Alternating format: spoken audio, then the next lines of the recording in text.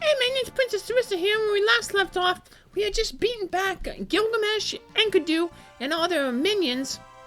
And now we're gonna go find what King Xezat was telling us about. So he said to come meet him at the bottom of the ship, and this scholar's gonna tell us that the king awaits you in the room on the left. Last time he told us, go to the room on the right. Now he's saying, go to the room on the left. So that's what we're gonna do. And there's the king. Let's go talk with the king, see what he wants. If you're ready, grab the other side of that box. And we move the lid. And we jump on in. What's down here? It's a submarine. But more importantly, a free in. If you go into the bottom here, you just get to relax and free. And after that big battle that we just had on the boat, yep. Good time to rest up, because we have a dungeon coming up, minions. Yep.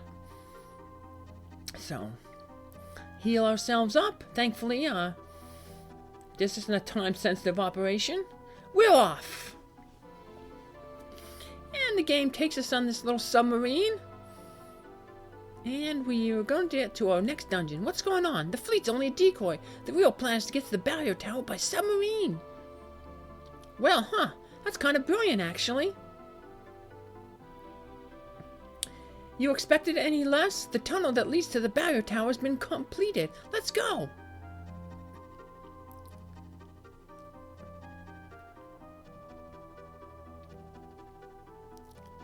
And we hop on out. Come on! And here we are. Look at that submarine.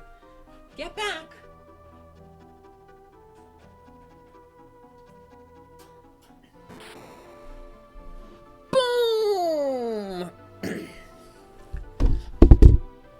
Come on!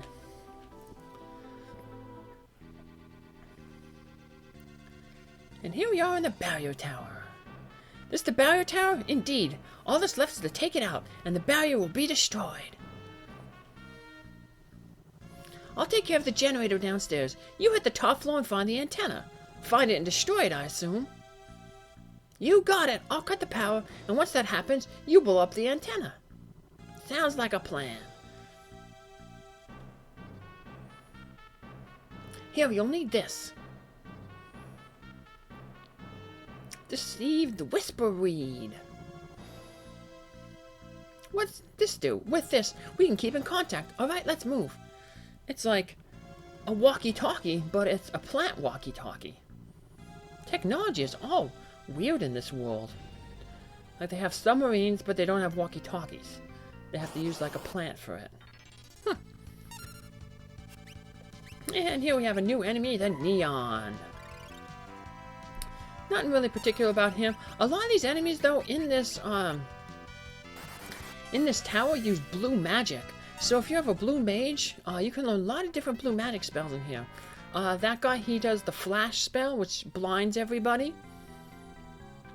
I know Xezat told us to go up, but let's go see what he wants. What are you doing here? Hurry up and get to that antenna. Okay. Just wanted to talk with you, buddy. Wish you good luck. And to the south there, that's the way out of the tower, but we can't leave that tower because I guess it's locked. Got a save point here.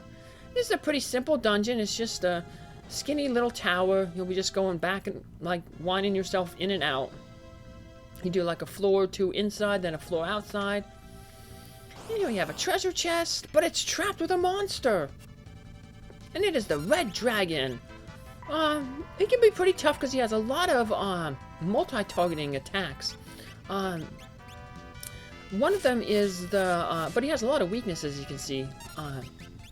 One of the attacks he does is an atomic ray, which hits everybody for fire. He has a level 3 flare spell, which is a blue magic that you can learn, but you have to have him cast it on himself and reflect it off him. So we caught him there just to make it be an easier fight. But he isn't really a good release. When you release him, he uses an atomic ray. Hits everybody for fire. But the problem with the atomic ray in this tower is a lot of the enemies come with a wall spell. Like an auto wall, an auto reflect. So when you use it on them, it'll bounce the ray back at you. So there's going to be a better monster to catch that we want to catch. So we'll just release him here. So Another new enemy there, the Traveler. They can use a blue magic spell, Time Slip. It basically starts casting the old spell on you. It makes you old, and then it keeps making you older, so your stats keep going down and down and down and down. So that's a blue magic spell that you can get off the Traveler. Like I said, a lot of blue magic spells you can learn in here. We just released that dragon. As you can see, he did the atomic ray, hits everyone for some fire damage. But there's that time slip. It missed whoever it was going after. But not that important. And we take these guys all out. Woohoo! Victory!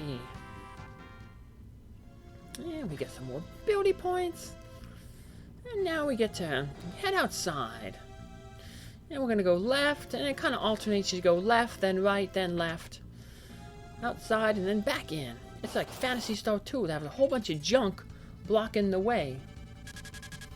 And two new enemies there. The Magnetite.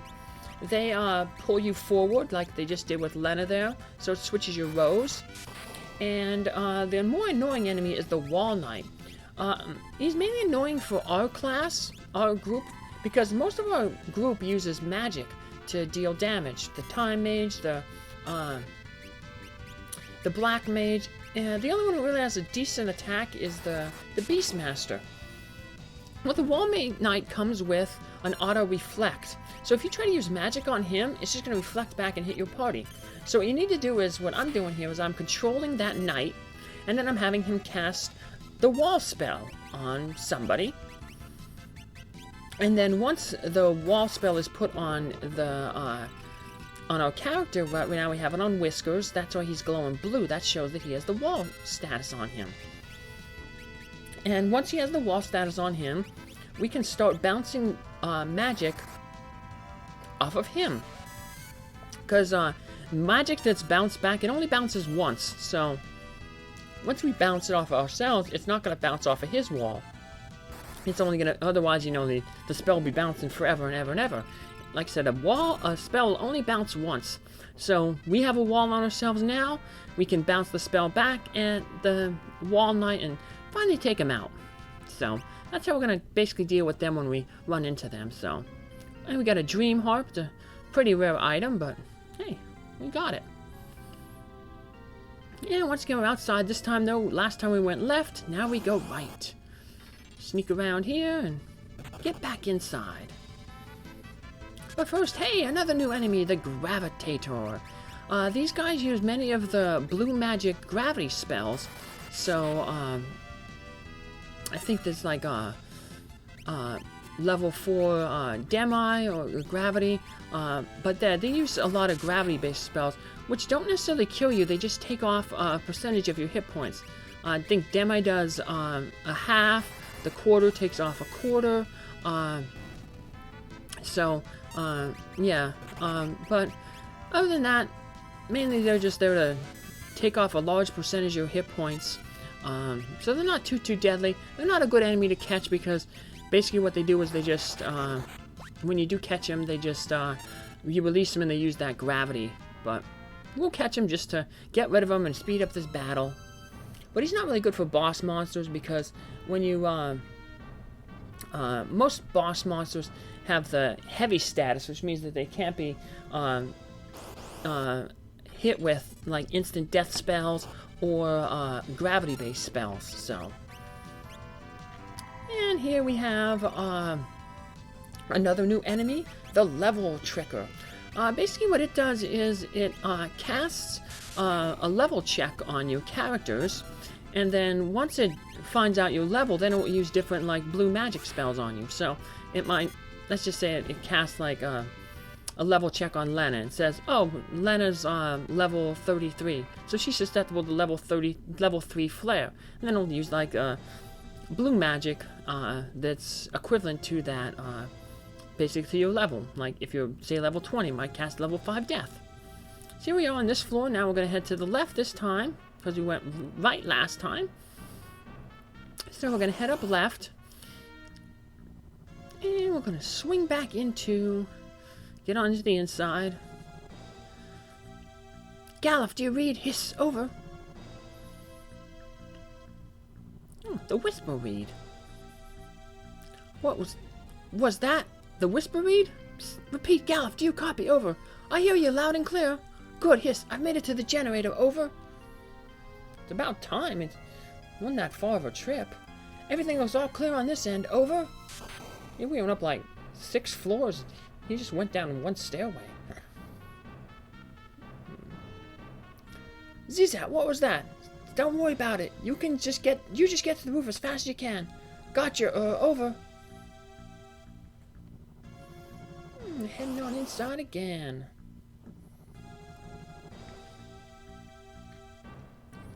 Yeah, another battle there. This time, right is the way to go, but left is the way you want to go to get some more treasure. And that's what we're going to do, because, you know, hey, we got to collect all the treasure. But more important than the treasure is an enemy that we want to catch. But here's another new enemy, the Ziggurat Gigas.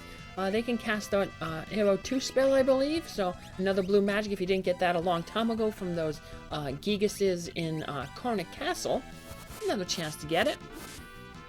But so that, I mean, with that Ziggurat, that is basically the last of the new enemies in this area. Outside, we have one more, I guess it's a mini-boss coming up in a treasure chest.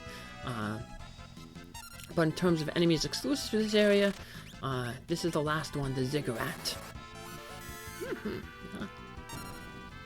There's another blue magic spell that you just use, Guard Off. That decreases your character's defense. So it's kind of like in Dragon Warrior, the Sap spell that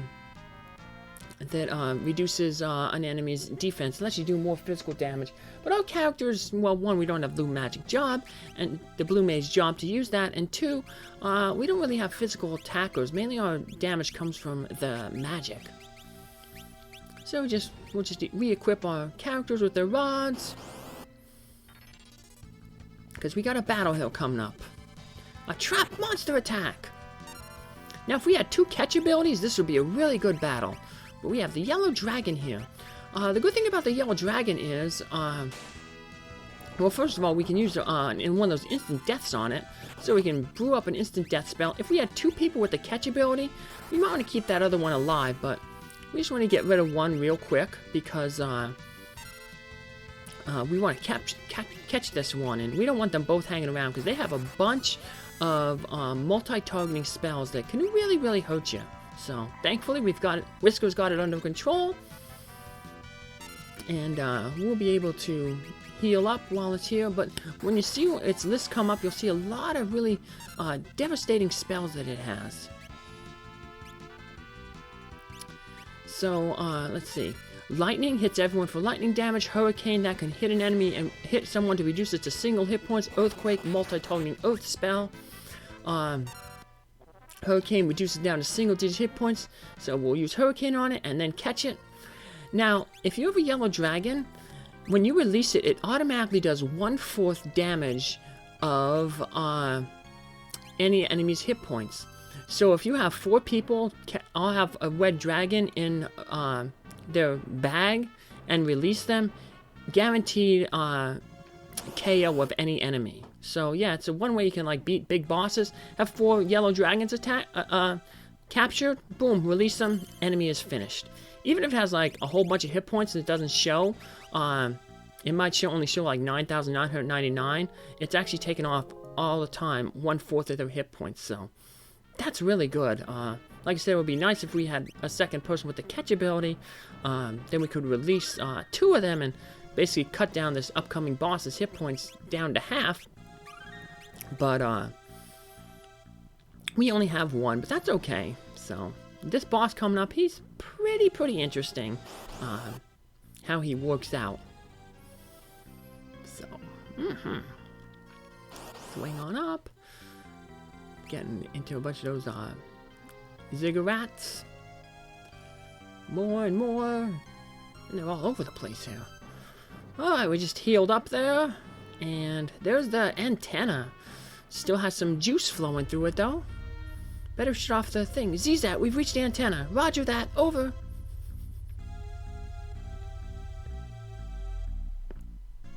There he is. He's checking it out. Put a bomb on it or something. Blow it up. Now, destroy the antenna. Roger, Roger. Yeah, it looks like I guess he shut off the power. Because now I guess we can touch it. There's no more power rings around it. You think it'll be that easy? Think again. Now pay with your blood. Uh-oh. And we have boss now. Atomos. What this guy does is he starts by casting Comet. And basically, Comet's pretty tough. It most likely will kill your character. And even if it doesn't, he'll just keep casting Comet until he manages to kill one of your characters. And then once he kills the character, you notice he's going to start sucking them slowly in. And what he wants to do is he wants to, you know, suck them all the way in. And then once he sucks them in, they're removed from the battle. So we'll just release that yellow dragon. We've already taken off a fourth of his hit points. So we're just going to heal ourselves up here. And we'll just mainly be breaking rods, casting bios, level 2 spells, to do as much damage as we possible, because we don't want any of our characters sucked in, because if they get sucked in, then they lose out on all the ability points that the bosses give. So Whiskers will be breaking rods, Gallif will be using his level 2 magic, and Ferris will just be healing ourselves up, because eventually, right before Lena gets sucked in, we're going to want to revive her, and then hope that Atomos kills somebody else, because then he'll start sucking that person in. It's just one way that we can like get him. He doesn't like really focus on one person individually. So and just keep breaking the rods, trying to keep track of the hit points that we have, of the hit points it has. And then when we get close to knocking him out, then we'll revive Lena. And here we're gonna we'll revive Lena. And we don't necessarily want to revive with full hit points. We could use a mixture to bring her back to life with full hit points, but the full hit points don't matter because he's just going to cast Comet to kill somebody. So if he tries to kill Lena again real quick, you know, there's no point in using those items to do that. So I'm just going to keep doing some damage here until it's his turn to go again. And he's casting Comet. He couldn't kill Gallif there, but he did end up killing Faris. So we're very close to knocking him out, so hopefully we can almost finish him off here. We still have some damage to do, but we can break a rod, and then we can revive Faris, and hopefully have enough time to get an attack in, and then finish it off with maybe potentially another rod, depending on how much this attack does. So let's see. And that happened to do enough. That was good. We should have been able to. He's kind of slow, as you saw there. So even if that didn't work out, Lena was halfway to her turn. She could have just broke another rod, finished him off. So, hey, everybody survived, and everybody gets their ability points, which is good. 12 ability points, and we get another dark matter. Now, if Lena would have survived earlier, she could have been casting haste on all the characters, make us act a little faster. But you can't really control who it comets. Now that's how it's done. Xezat, can you hear me? We've destroyed the antenna. Uh-oh. That don't look good. Explosions and arcing electricity. Oh no, he's stuck. No way out. Gallif, things are getting hot down here. You need to hurry and make your escape. The energy feed's gone into a recursive loop. It's only a matter of time before it all blows.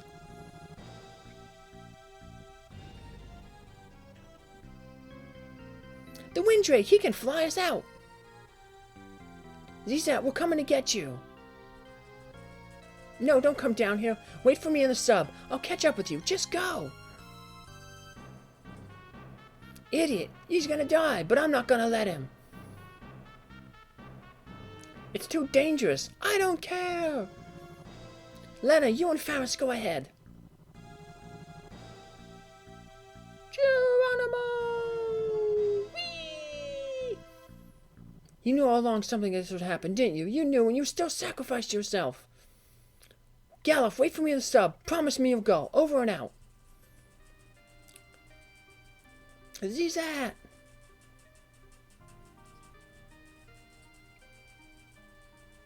Of course I knew. This was my plan. How could I not? But it would have been too dangerous for any of you to go on my steed. Oh, he sacrificed himself. For new warriors have all been chosen by the crystals. They must be the ones to fight Xdeath. Galuf and Whiskers, Lena, Faris, the rest is up to you. Don't worry. I'll always be with you when you need me. Aw, he sacrificed himself for us. He's a hero. And he was the king. Wow, he really epitomized leadership there.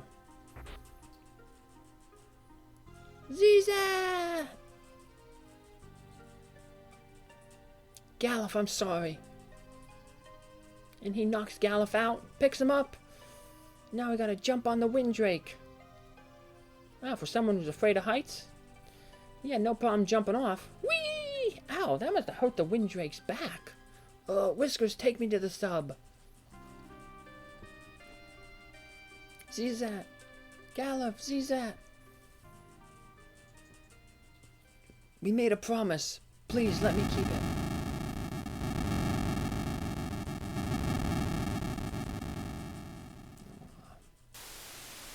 And the tower is gonna go boom. Boom, boom, boom, boom, boom, boom. Boom goes the dynamite. And with that, the barrier is dispelled. We can finally get to Xezat's castle now. Woohoo! But we gotta fulfill our promise and wait by the sub.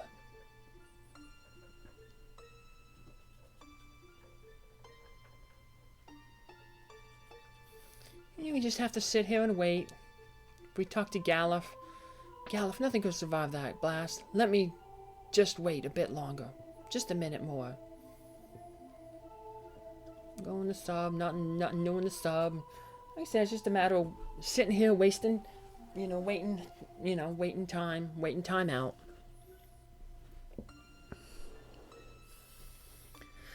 Xezat, always trying to play the hero, even to the end.